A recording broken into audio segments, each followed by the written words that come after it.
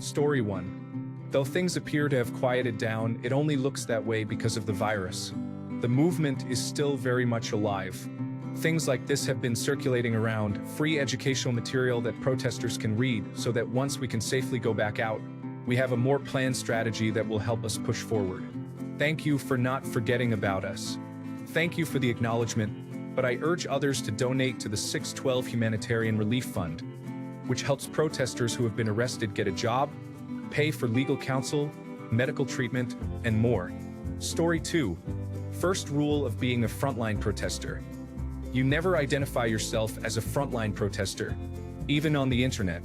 This is serious advice for activists around the world, not just a reference to Fight Club.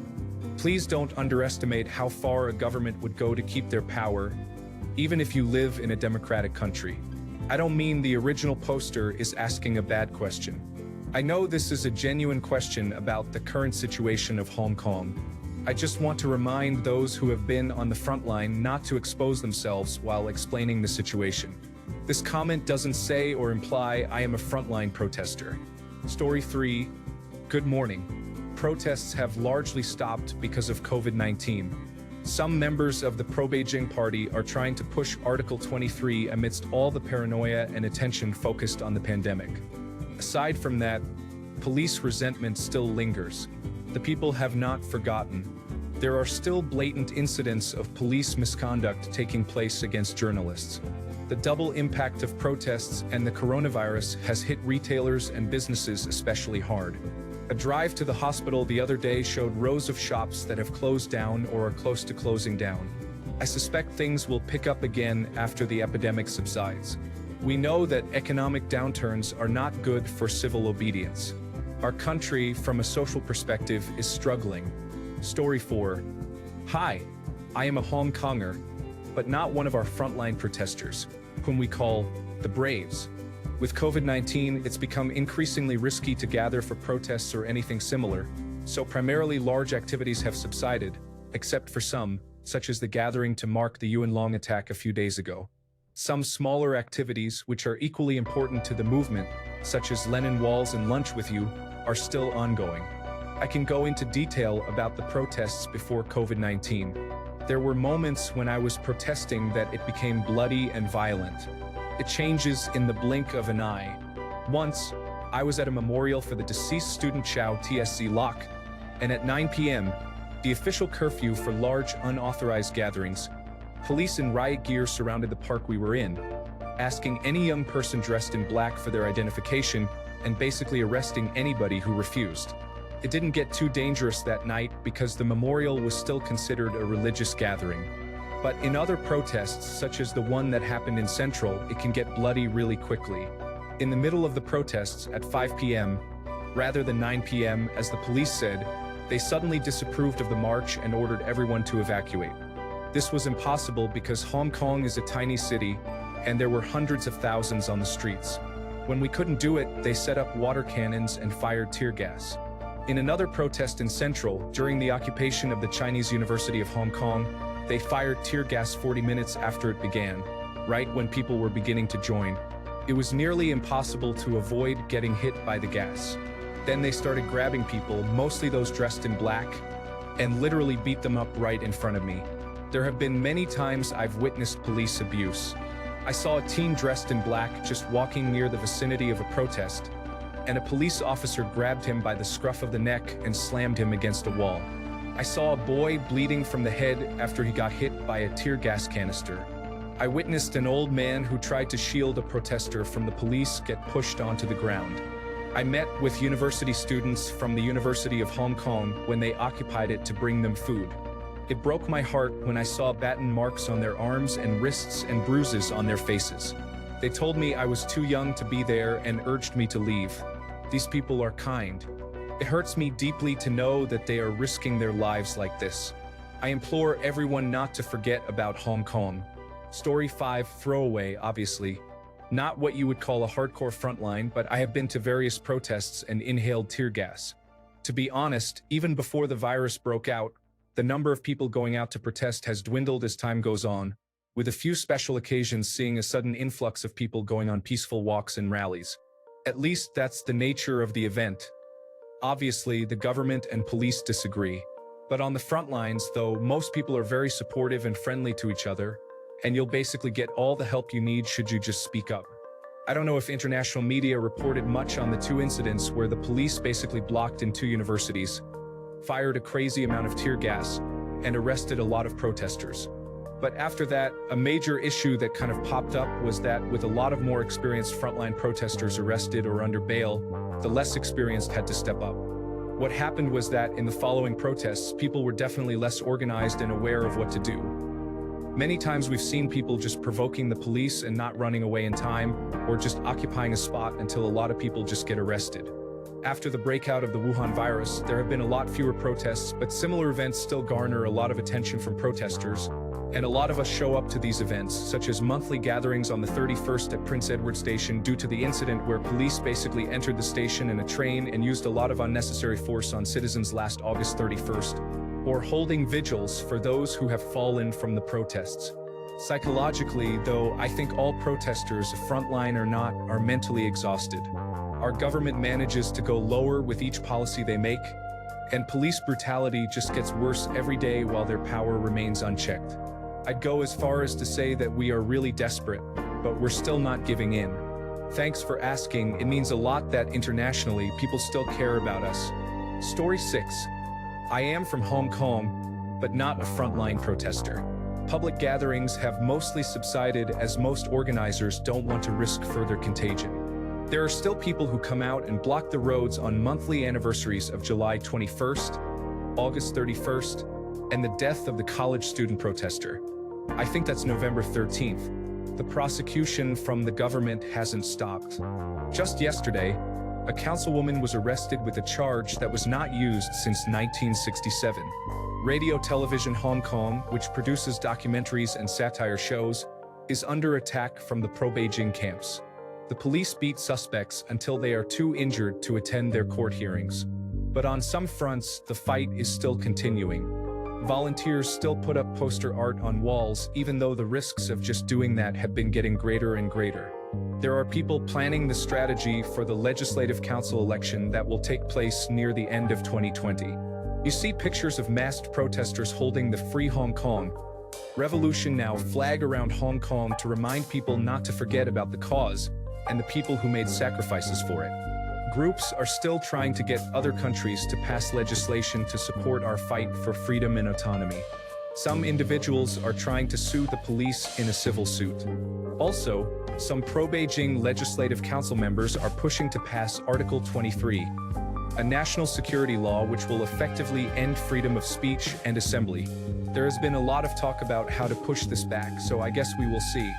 I feel like everyone is realizing that even though the pitched battles with fire and bricks are what draw the headlines, we are in for a long fight. Preserving our culture, our language, and our values in the long run is as important as anything else. I know the odds are stacked against us, and all anyone can talk about is how powerful the Chinese Communist Party is. But we are not giving up yet. Free Hong Kong, 5 demands, not one less. Thank you for the support and encouragement, kind strangers. If you are interested in helping the Hong Kong protesters, there are a lot of resources and discussions available.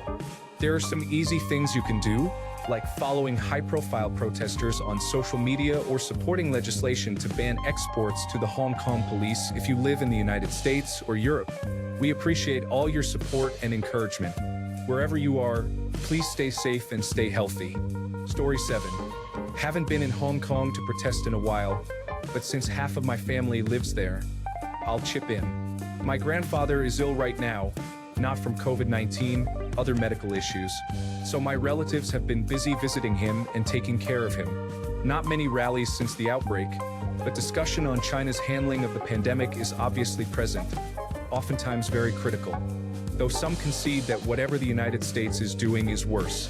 My cousins have been wary of protesting ever since they were arrested during the university siege, but they've told me that there have always been minor acts of civil disobedience as of late that resonate with me, like putting up posters encouraging workers to unionize, unite, and have solidarity with each other, and reminding us that acts of police brutality still take place. to make sure that we won't waver in our demands, no matter how much time passes. This is kind of silly, but a few months ago, there was a wall of sticky notes where you could put whatever message you wanted on them in protest. Mine was a bit succinct. I'm pretty sure it's taken down now, but it was fun walking by it for weeks. Story 8. One thing I don't think is mentioned enough is that Hong Kong people are building and supporting a yellow economy circle. People of Hong Kong have created many lists that include the shops that support the movements, and consumers are choosing to purchase in these shops and restaurants. In this economic downturn, these actions will serve as a lifeboat to all sinking ships. We realize this is going to take long, so we are switching the battlefield to everything we do in our daily life. Story 9. Frontline first aider here. Large protests have paused because of the coronavirus outbreak, but smaller-scale protests such as the anniversaries of the July 21st and August 31st attacks are still protested against every month. Efforts now have been focusing on preparing ourselves physically and mentally, and getting enough resources for protests against Article 23 being pushed in our legislative system. Here's an excerpt from Wikipedia. It states that the Hong Kong Special Administrative Region shall enact laws on its own to prohibit any act of treason, secession, sedition, subversion against the Central People's Government, or theft of state secrets, to prohibit foreign political organizations or bodies from conducting political activities in the region, and to prohibit political organizations or bodies of the region from establishing ties with foreign political organizations or bodies. Everyone here is expecting a round 2 for Hong Kong once the outbreak is over and our government tries to push it again. And everyone knows it's going to be violent since the implications are much higher, and both sides are probably going to have an upgrade in terms of firepower. We medics have to similarly upgrade our gear in anticipation of the violence. Story 10. Not a protester and definitely not that yellow either, but I am a Hong Konger. There are not a lot of protests now, but the few that I have seen are because the government is terrible. Information on exactly how terrible. Those in quarantine are required to wear a wristband. This wristband can be easily removed with one hand. Quarantined people can then walk around the streets and go unnoticed, potentially infecting many people. The wristband has a QR code to access a website, which takes a long time to load and often doesn't load at all. The government has made excuses for a mainland elderly couple who were supposed to be in quarantine but ventured outside, asking for understanding and sympathy, even though they were wanted individuals. The government has not enacted any measures to keep those in quarantine inside, only visiting and providing information on what to do and what not to do. Hong Kong already knows its people are selfish, so it's unclear why they're not enforcing stricter measures. Tourists have been banned only recently. Borders to China were only closed after medical workers refused to work. Carrie Lam, the chief executive officer, has implemented a ban on alcohol, reasoning that people under the influence are more likely to interact with each other. She mentioned nothing about closing bars.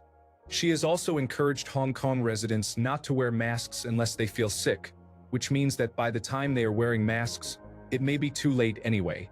The government promised to distribute masks to the public, but ultimately didn't manage to produce any.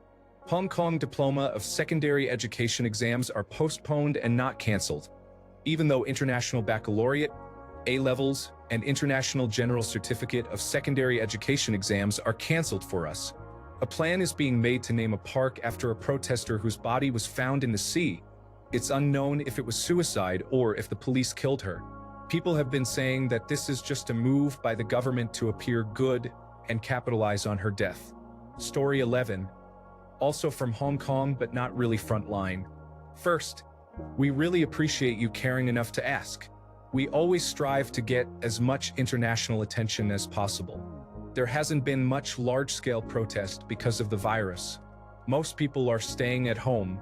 However, police brutality hasn't stopped. On March 8th, police went to many people's homes and arrested them, possibly related to the Polytechnic University siege. Some people reported hearing screams of "help me" that night. The same night, there was a memorial held for Chow Tsc Lok, and police again treated participants with unnecessary violence and sprayed pepper spray at reporters. Similar things happened on March 21st when people gathered to protest what happened on July 21st last year. Story 12. Chinese mainlander studying in and standing with Hong Kong here. I have never really been a frontline protester, but I have witnessed what the frontline is like quite a few times, especially when the police stormed our campus at the Chinese University of Hong Kong and fired over 2,000 tear gas bombs at the frontline protesters resisting police violence with petrol bombs and bricks. Feel free to ask if you have any questions. I have a lot of stories to share if you are interested.